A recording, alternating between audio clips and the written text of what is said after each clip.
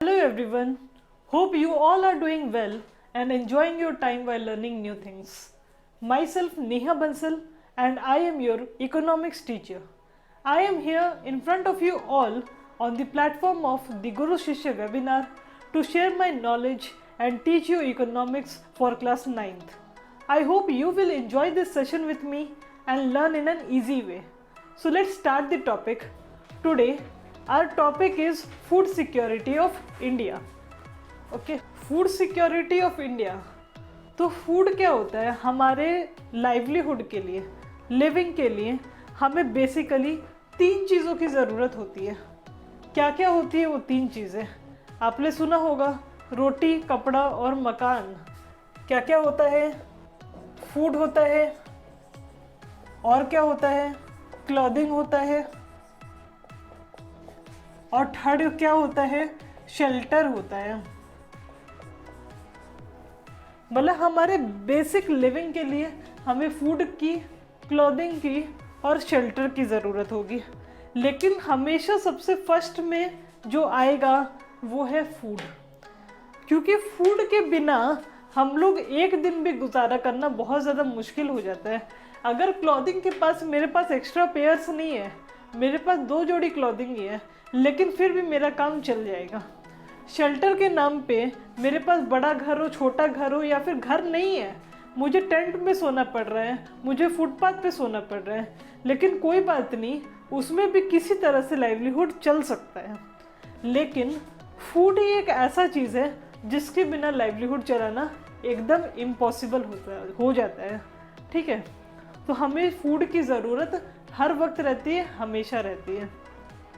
ठीक है, तो जब आप लोग फूड सिक्योरिटी के बारे में देखेंगे तो बोलेंगे कि हमें 2 वक्त की रोटी मिल जाती है, लेकिन बस उसी चीज़ को फूड सिक्योरिटी नहीं कहा जाता है। सिर्फ 2 मील हमें मिल रहा है वो फूड सिक्योरिटी नहीं है, क्योंकि जो भी रिच लोग हैं, जिनके पास पैसे हैं, या फिर नॉर्मल मिडिल क्लास लोग भी हैं, यहाँ तक कि पुअर लोग भी हैं, तो वो लोग को 2 मील्स तो मिल जा रही है, वो लोग भूखे नहीं हैं, वो लोग को जो इच्छा है वो लोग खा सकते हैं। लेकिन जब हम लोग फूड सिक्योरिटी की बात करते हैं तो एक डेफिनेशन मैं लिखूंगी जिससे आपको उसका मीनिंग समझ में आएगा। तो देखिए, ये हमारा डेफिनेशन है फूड सिक्योरिटी का। उसमें क्या बोला गया है? That food security means availability, accessibility and affordability of food to all people at all times। मतलब हर एक इंसान तक फूड पहुँचे, और एट ऑल टाइम्स, हर वक्त मुझे जब भी फूड की ज़रूरत हो, जब भी, तो मेरे पास फूड हो, मैं फूड ले सकती हूँ। ठीक है, और कोई भी इंसान हो, डिपेंड नहीं करेगा उनके जेंडर का, उनके कास्ट का, उनके रिलीजन का, कोई भी चीज़ का उसमें फ़र्क नहीं पड़ता है। मतलब हर एक इंसान को ये मौका मिले और हर वक्त अवेलेबल हो वो फूड, जब भी उसको ज़रूरत हो फूड की। ठीक है, ये होता है फूड सिक्योरिटी। इसमें क्या हो रहा है, ये 3 टर्म आ रहे हैं, इसके मतलब मैं आपको एक एक करके बताती हूँ। फर्स्ट है अवेलेबिलिटी।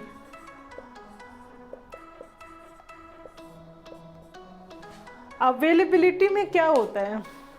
अवेलेबिलिटी का मतलब अवेलेबल है कि नहीं फूड ग्रेन्स, हमारे पास फूड अवेलेबल है कि नहीं। तो उसमें क्या होता है कि हमें क्या क्या देखना होता है? हमें पहले प्रोडक्शन देखना पड़ेगा, हमारा प्रोडक्शन देखना पड़ेगा कि हमारे फार्मर्स ने कितना प्रोड्यूस किया है, और जितना प्रोड्यूस किया है वो हमारे पास है ना, हमारे कंट्री में है ना, हमारे आसपास है ना, तो वो हो गया प्रोडक्शन देखना पड़ेगा। और क्या देखना पड़ेगा? हमारा इंपोर्ट्स देखना होगा।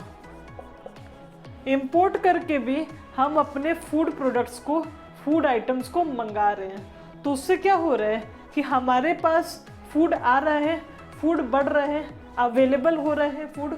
और क्या चीज़ से अवेलेबल हो सकता है? जो प्रीवियस ईयर स्टॉक हो सकता है, previous year stock in government granary. तो कुछ हो सकता है ऐसा कि प्रीवियस ईयर कुछ सामान बच गया हो और वो गवर्नमेंट के ग्रैनरीज में रखा हुआ हो। तो ये 3 तरीके हैं जिससे कि फूड हमारे पास अवेलेबल हो सकता है कि फार्मर्स ने कितना प्रोड्यूस किया है, हमने कितना इंपोर्ट करवाया है, और जो पहले साल का बचा हुआ अगर कुछ गवर्नमेंट ग्रैनरीज में है तो वो कितना है। वो क्या करेगा, मेरे फूड रिक्वायरमेंट्स को कवर करेगा। सिर्फ मेरा बात नहीं कर रहा है, एक स्टेट का, एक टेरिटरी का बात किया जा रहा है, एक लोकेलिटी का बात किया जा रहा है। ठीक है, ये हो गए availability. Second one is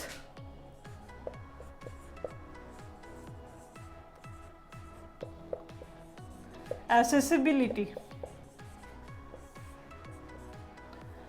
access का मतलब होता है रीचेबल।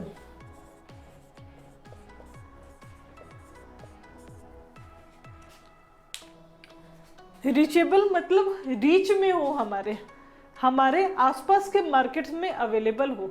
अगर आप लोग ये सपोज करोगे कि किसी एक स्टेट में फूड ग्रेन्स का प्रोडक्शन हो रहा है और सिर्फ वहीं पे बिक रहा है, तो उसमें कैसे होगा कि पूरे की पूरी इंडियन टेरिटरी का काम चल जाए? नहीं चलेगा। इसीलिए क्या होता है कि उसमें देखा जाता है कि उसका एक्सेसिबिलिटी, यानी कि उसका जो भी फूड ग्रेन्स है वो मार्केट्स में आए, वो रीचेबल रहे, हम उसको रीच कर सके, हम अपने पास के मार्केट में जाए, हमारी पास के शॉप में जाए, हम मेरा जो भी फूड रिक्वायरमेंट्स है हम उसको खरीद सके। ठीक है, इसमें क्या होता है, मार्केट्स अवेलेबल, मुझे ये देखना रहता है मार्केट्स अवेलेबल नियर बाई। ये जो मार्केट्स हैं उसमें वो सफिशिएंट फूड क्रॉप्स होने चाहिए कि चाहे जितने भी भीड़ आ जाए, जितने भी लोग आ जाएं, वो सारे के सारे लोग अपना अपना फूड रिक्वायरमेंट्स को पूरा कर सकें। ठीक है, ये हो गई एक्सेसिबिलिटी। नेक्स्ट क्या हुई, हमारी जो थर्ड एंड लास्ट चीज़ है वो है अफोर्डेबिलिटी।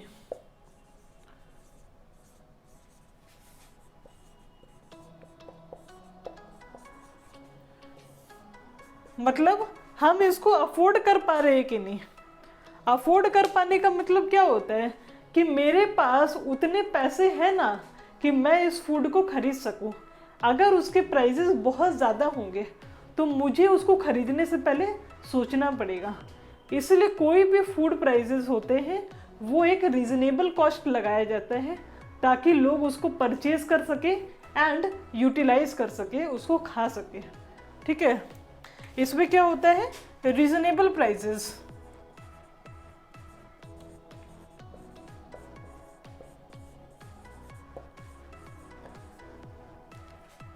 क्योंकि फूड की ज़रूरत हर किसी को रहती है, तो ऐसा नहीं है कि फूड सिर्फ रिच लोग खा रहे हैं। अरे हम तो अफोर्ड कर सकते हैं, हमें क्या प्रॉब्लम है, हमें नहीं सोचना है।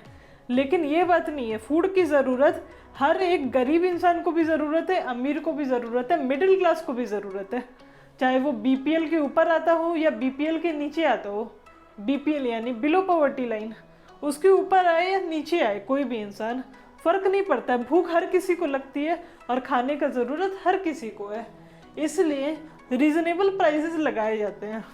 फूड सिक्योरिटी का मतलब ये निकल के आया कि food security means availability, accessibility and affordability of food to all people at all times. ये एक बेसिक और स्टैंडर्ड डेफिनेशन आपका है फूड सिक्योरिटी का।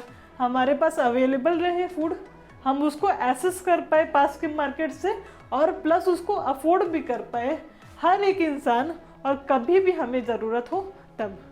ठीक है, तो अब हम लोग देख सकते हैं कि फूड सिक्योरिटी ऑफ इंडिया में फूड सिक्योरिटी की एक बहुत ही अच्छी डेफिनेशन हमने अभी पढ़ी, और एक दूसरी डेफिनेशन हम लोग देखने जा रहे हैं, वो बहुत ही बेसिक डेफिनेशन थी। लेकिन आप लोग एक स्टैंडर्ड डेफिनेशन लिखोगे तो आपके लिए फ़ायदे का काम करेगी। तो ये जो डेफिनेशन है ये दिया था वर्ल्ड फूड समिट ने 1996 में, ये डेफिनेशन दिया था। उसके अनुसार क्या होता है कि food security exists when all people at all times have physical and economic access to sufficient, safe, and nutritious food to meet their dietary needs and food preferences for an active and healthy living. तो देखिए उसमें क्या हो रहा है, क्या बोला गया कि फूड सिक्योरिटी एग्जिस्ट कब होता है, जब ऑल द पीपल, हर एक इंसान को एट ऑल टाइम्स, हर वक्त जब भी उनको ज़रूरत हो, have physical and economic access. Physical access का मतलब कि आसपास के मार्केट्स में अवेलेबल हो, कि हम फिजिकली वहाँ पर जा सके एंड अपने फूड प्रोडक्ट्स को खरीद सके।